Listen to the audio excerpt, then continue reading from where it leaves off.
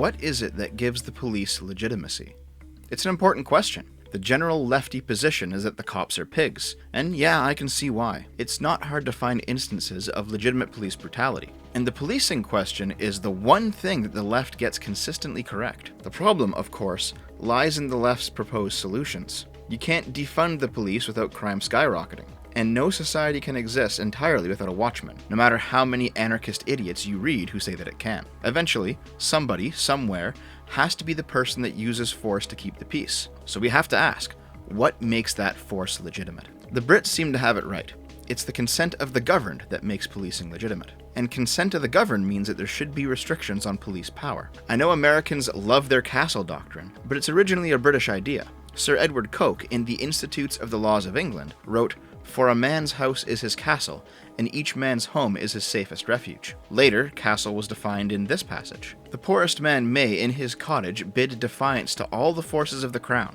It may be frail, its roof may shake, the wind may blow through it, the storm may enter, the rain may enter, but the King of England cannot enter." Castle doctrine applies, rightly so, to the home invader. And yes, I do think it's moral to kill a person who has broken into your house in the middle of the night. I've met more than a few sniveling socialists who cannot possibly comprehend this position, and I can only think that's because they've never had a woman sleeping next to them in bed. But more importantly, castle doctrine applies to the state. On some level, the state really is a leviathan. Its bureaucracy, its position as a peacekeeper, means that no matter if you rebuff the state's agents temporarily, no matter if you elude them for a day, they are not the common robber. They will continue to pursue you until you're caught. So it is restriction on that pursuit that is necessary. A totalitarian state will use its police powers to suppress dissidents who, by any reasonable metric, have done nothing wrong. A liberal state will use its police powers to apprehend lawbreakers. And yet, they will often wield the same force in the same ways. In fact, sometimes there are instances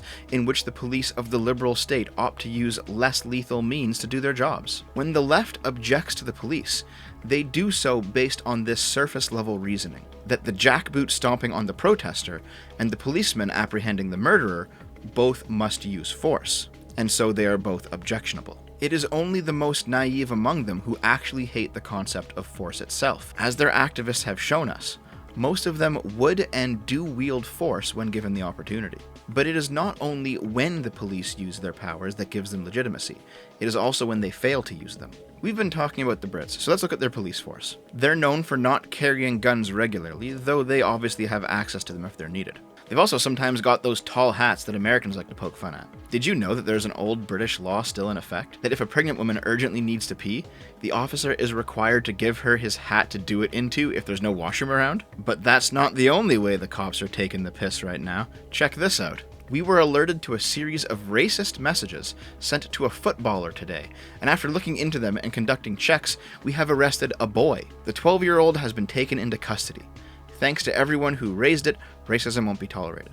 So the cops in Britbongistan are arresting kids for dropping gamer words online. Your society must be truly safe if your police have so little to do, they actually have to fill their timesheet with garbage like this. We've received reports of a number of transphobic comments being posted on social media. We take all reports of hate incidents seriously. You know that it's not only British people who use Twitter, right? But in reply to it, you didn't investigate my brother's flat when I told you I had concerns about his well-being. You told me you didn't have the resources. 2 days later, a neighbor found his body. I wish I'd told you he'd liked a limerick on Facebook, you useless bastards. I'm afraid that this sort of thing is going to be a recurring theme. UK police accuse man of playing racist music. UK police tell man to check his thinking after making a transphobic retweet. Women guilty of hate crime for posting rap lyrics online. And don't get me started on all the videos we've seen of police randomly breaching people's homes and investigating them without probable cause for COVID lockdown violations. It seems like the UK police are letting actual crimes go uninvestigated, actual people in need go unhelped, so that they can staff online hate incident monitoring teams and other such nonsense. But hey, that's not all they do. They also like to confiscate weapons. Look at all these deadly objects. It's a bunch of kitchen knives, which, despite their status as a tool, you can certainly kill somebody with. There's a fencing sword, alright. There's a spoon in there too. I guess if you wanted to gouge somebody's eyes out. This one looks like they simply swiped somebody's toolbox. Hell, these guys have even mistaken leeks for machetes at one point. I know you can equip your Farfetch'd with one to increase its critical hit chance, but come on guys. Of course, considering that people do in fact need things like knives, the UK has decided to just start selling blunt ones. I can't believe I have to say this, but any tool can be used to hurt people, because tools are used to cut things, punch holes through things, pound things, attach things to other things, and those are all useful functions when done to inanimate objects, but painful when done to a human. Unless you want to outlaw cooking and craftsmanship and a million other things, you're not going to be able to stop this. A rock is a weapon. Are you going to confiscate all the rocks too? You want them to seize a scooter because there's no license? Why not? Even though there's no reason that such a scooter should even need a license. Want them to go after gay people because free speech is Islamophobic? Why not? If you're gay in public, you're probably racist nowadays. You want them to actually investigate a stalker? Nah, they probably can't do that. In fact, they'll fine you for asking them to investigate your stalker, and then let the stalker kill you, because they're completely incompetent at their jobs. They're not so incompetent, though, that if you decide to throw just the slightest bit of shade at an elected official on Twitter, deserved shade because they've said something monumentally stupid, that of course the cops are going to come after you for it. Read this again, guys. This person is so mad that a pleb had the audacity to call their system a regime that she demands the police be sicked on him, exactly as a regime would demand. Policing in the UK is no longer based on law, and it's certainly not based on common sense. They spend immense resources on ridiculous disarmament programs that fetch kitchenware and carpentry tools, while ignoring actual violence due to the color of the attacker's skin. They prowl the online space, looking for hate speech, while rapists and groomers get hand-waved away, because the police don't want to look culturally insensitive. They'll take the knee for Black Lives Matter. They'll ignore the environmentalists who block traffic in city services. But when regular, ordinary people protest coronavirus lockdowns, they arrive not with funny hats and pride flags, but beat sticks and riot shields. At the start of this video, I mentioned that the one thing the left actually gets right is its opposition to the police. And right now, there's a series of kill the bill protests happening in the UK, as a reaction to the government trying to pass a bill that expands police power to stifle protests. And as a person that actually would go to a lockdown protest, if my area of the world wasn't full of people largely ignoring lockdowns anyway, the only thing I have to say is, first time?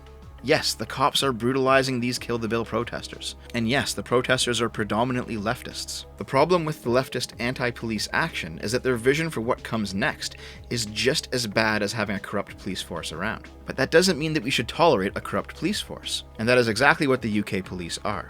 They wield their power for political purposes, and in a clearly biased way. Fundamentally, they're still the unlikely allies of the id-pol left, because it's not the left protesting COVID lockdowns, it's not the left wanting free speech anymore, they're crying for safety at all costs. And those leftists who have actually entered the fray against the police are doing so because they wish they were the police themselves. In the end, the UK's police force has become institutionally anti-liberal, and it's long past time that the British oppose them through whatever avenues they have. When they are wasting the resources that they glean from productive society on this nonsense, rather than actually stopping criminals, you're better off using your money not on your taxes, but on a gun. Thank you for watching, my friends. If you enjoyed this video, please feel free to share it around and do all of the other algorithm positive stuff that the YouTube engagement metrics like. I don't know. Sub for more, or hit up my Patreon or Subscribestar if you want to keep it coming. And be sure to stick around, because I'm putting up a new video every single day. So, I'll see you tomorrow. I love you.